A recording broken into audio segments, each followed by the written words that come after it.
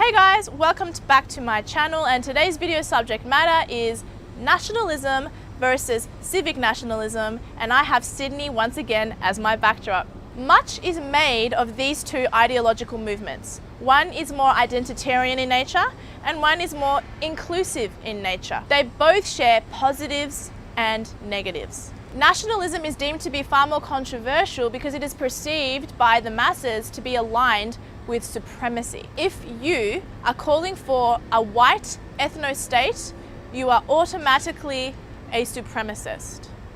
However, if you are Black Lives Matter or a feminist, what you are doing is instead considered to be a noble cause. Now, from a biblical standpoint, here is a Bible verse that advocates for nationalism. Acts chapter 17, verse 26. From one man, he made all the nations, that they should inhabit the whole earth. And he marked out their appointed times in history and the boundaries of their lands. So, to delve further into nationalism first, what does it entail? Nationalism in the West, countries like Canada, America, Australia, the UK, is the activism of promoting European culture and being proud of what the European people group have accomplished: infrastructure, architecture, democracy, the judicial system. Ultimately, nationalists believe in ethno-pluralism. When you turn around and you have a look at the people around you, do you see people that look like you? Do you see people who resemble you? Or are you instead seeing people of different races and different colors and different ethnicities who are adding to the failed experiment of multiculturalism? Nationalists are advocating for racial separatism, not supremacy. There is a difference. Now, that does not mean that there are not individuals who happen to be nationalists who aren't racist. They exist. But to automatically lump them all in that category is also a falsehood.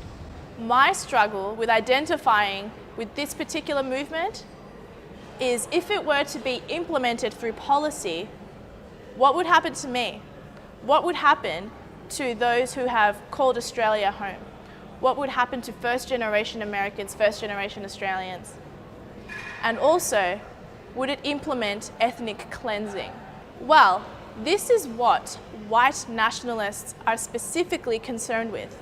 They believe that with the influx of multiculturalism, that white genocide is a very real possibility, and that through the failed experiment of multiculturalism, white people will be erased in 1 to 3 generations.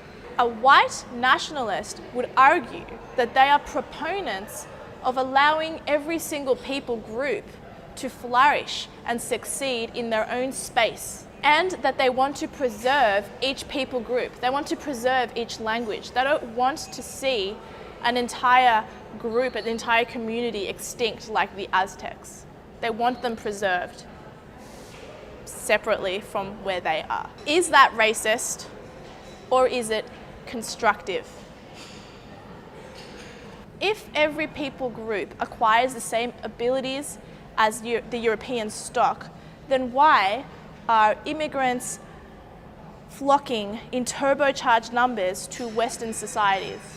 Then we have civic nationalism. Civic nationalism works on the understanding that no matter your color, no matter your language, no matter your race, we can all live united under one country, under one nation, if you share the same love of country, if you share the same values, if you can adopt and assimilate, you can call yourself Australian, American, New Zealander, Canadian, whatever it may be.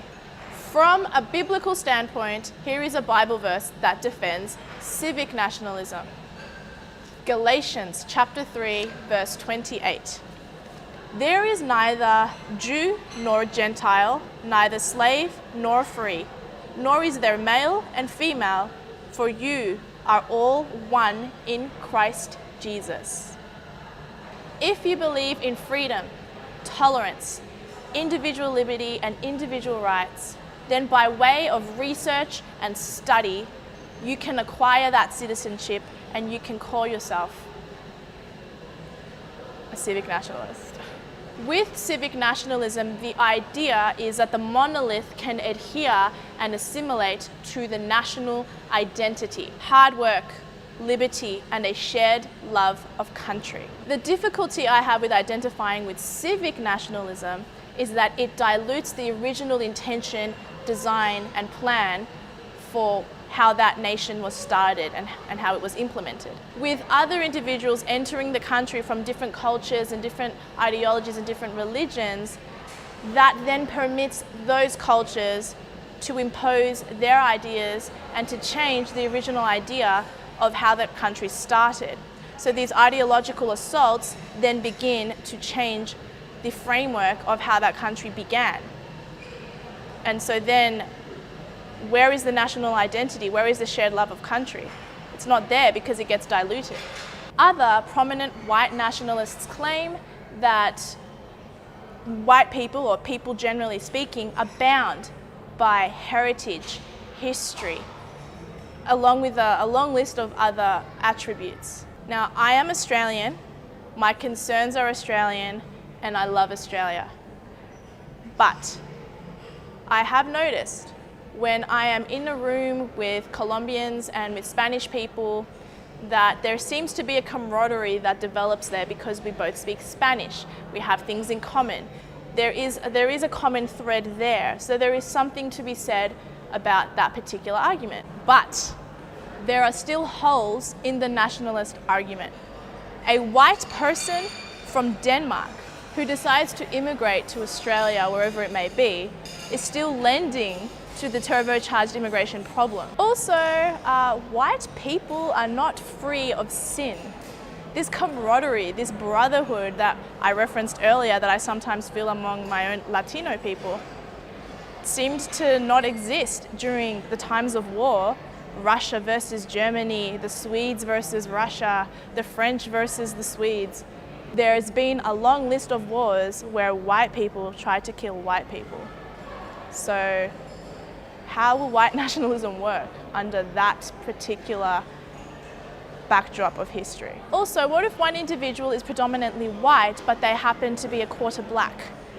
Do these individuals somehow no longer represent nationalism because of the one-drop rule? How does that work? I don't know. What would a white nationalist respond to that? Are they allowed to still stay in the country? It makes no sense. But I'm still willing to learn and have an open dialogue about this discussion. It serves no one getting angry for asking the question about ethno-nationalism. It serves no one getting angry at someone for wanting to find out arguments, wanting to hear responses, wanting to know about nationalism, civic nationalism, white nationalism.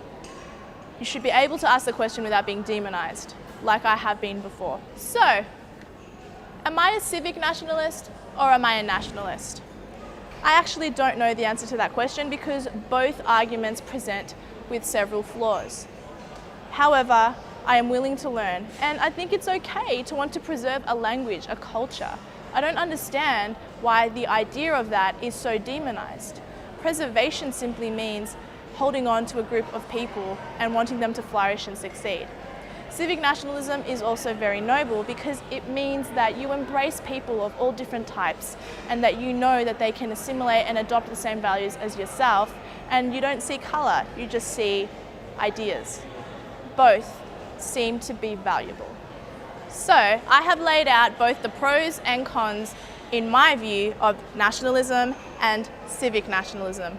Where do you stand on the subject matter? Leave your comments below. Remember to ring the bell, subscribe to my channel. All my social media links are in the description box below, and wait until the next video or live stream.